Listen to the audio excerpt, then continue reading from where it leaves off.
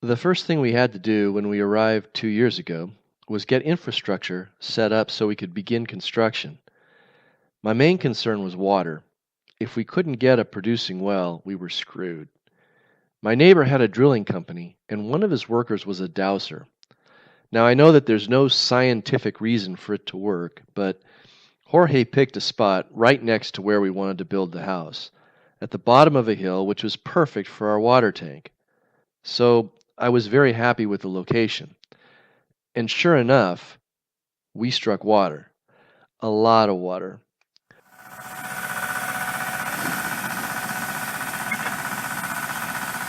Jorge estimated that we passed through 3 different underground rivers, one on top of the other. He estimated that our flow rate was over 2,000 liters per hour. Later, we had it analyzed, and it was pure spring water. In hindsight, given the direction our world seems to be going, having our own source of pure drinking water for the family may prove to be the most important thing we did in coming to Argentina. Next, we needed to get power to the house. Luckily, we had utility power. Unluckily, the nearest transformer was 300 meters away. So we had to dig a very long trench and lay a lot of subterranean cable. We were installing 3-phase power, so the cable needed to be 4 wires, 3 hot and a common. Each wire had a diameter of 8 millimeters, which makes for a heavy, heavy cable, which we laid in by hanging the roll off a backhoe. ¿Todo bien? ¿Cómo estás? With our water secured, we removed the rocks, leveled the pad, and surveyed the building site. The geology here is rock and more rock, and I was exceptionally adept at finding rocks everywhere I dug. There was a spine of rock that went right across the middle of our pad. I'd gotten the biggest tractor I could find in the valley, and I spent 2 days directing the business end of it in removing that spine. I hired an architect, Gustavo, with a laser level to help me perform the site surveys, interview potential builders, and basically translate my bad Spanish into something that made sense to the various contractors we used. For the most part, we were able to triangulate locations to plus or minus a couple inches with 2 fiberglass tape measures and a lot of rebar stakes. Then there was the plumbing, supplies, drains, and in this case, earth tubes and radiant heating. I didn't want to install an active air conditioning system, and I didn't even know if I'd need to cool the house, but I did want to be able to cool it if necessary. So I bought some 8-inch diameter pipe and laid 5 runs into the bedrooms, dining room, and living room. Each run was about 25 to 30 meters long and around 1.5 meters deep. I'd researched earth tubes, and that seemed to be the minimum you needed to cool the air once it entered the pipe. For the water supplies and radiant heating, I ran polypropylene tubing as conduit for the flexible plastic tubing we would use for the supply lines. That way I could literally replace my entire plumbing system without lifting a shovel, which at this point was very appealing. I ran toilet drains to the septic tank and the drains for everything else to an open field where I was going to experiment with bacteria-eating aquaculture and hopefully grow a willow tree. We installed the septic tank next, primarily so we could build a bathroom over top it. I probably overdid it on the size of the tank and the leach field. Juan Pablo, the tractor operator, said it was a 100-year septic system. But better safe than sorry. Now we would have fresh porcelain to sit on. For a construction worker in South America, it just doesn't get any better than that. I built the carport and workshop next. It would provide covered space to store materials and a bunkhouse for the workers.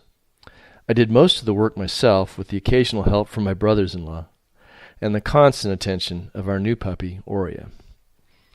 Here in Argentina, construction projects in the countryside require the workers to live on-site, usually in temporary sheds they build for themselves. By comparison, my workers had deluxe accommodations, with bunk beds, gas stove for cooking, a refrigerator, and a wood-burning stove for heat during the winter. We even installed DirecTV for them. It's amazing what 5 guys can do in a year in the middle of nowhere, given enough rebar, Portland cement, and bricks. Overall, the guys were great, even if we did have a lot of turnover. There were only 2 fights to speak of, and no one really got hurt, so no harm, no foul. You did have to watch the number of wine boxes that showed up in the trash, and if a guy's eyes were a little red, well, you kept him off the roof and away from the power tools. Occasionally something would go missing, but half the time it would show up again a month later, so again, no harm, no foul. Of course, our new puppy, Oria, was a big hit with the guys, although they did have another name for her, La Molesta. Because of all its crazy angles, all of the furniture of La Colmena had to be specially designed for each location. Luckily, my brother-in-law, Claudio, is an amazing carpenter and was able to help me realize my designs. With his help, we were able to build out all of the cabinetry and shelving in a matter of weeks. I used Guayuvera hardwood from the northern province of Misiones, combined with melamine particle board. I had used the Guayuvera before when I built the carport and fell in love with its beautiful grains and colors.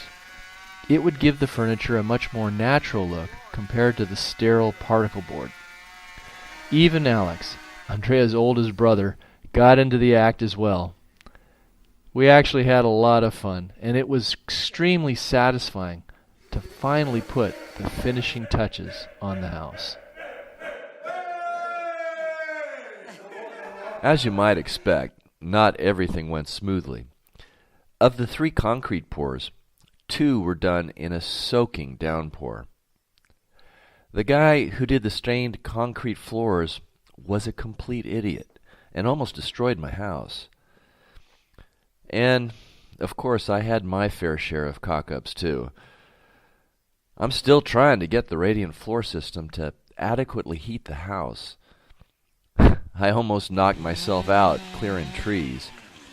And I cracked a couple ribs testing the zip line. Oh. But as the bard says, all's well that ends well.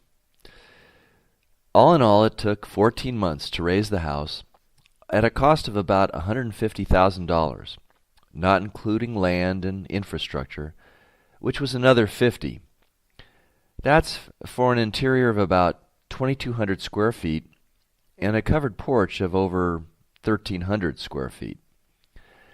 Depending on how you count it, that's a finished cost of about $40 to $60 a square foot, not including my labor.